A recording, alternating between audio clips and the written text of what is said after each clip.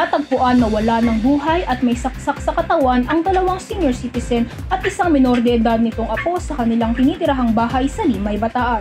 Nakapanayam namin ang hepe ng Limay Bataan Police Station na si PNP Chief Dennis Duran at naghayag ng mga impormasyon na kanilang nakalap mula sa suspect at mga biktima nito. Agad namang nadakip ang 35 anyos na suspect sa tinitirahan nito sa Lubao, Pampanga. Napag-alaman na ka-live-in partner umano ito ng 60 taong gulang na babaeng nasaksak sa Bataan. Tanging hustisya ang hiling ng pamilya ng mga nasawi. Mula sa Limay, Bataan, ako si Elena Graan, Kislap ng Bayan.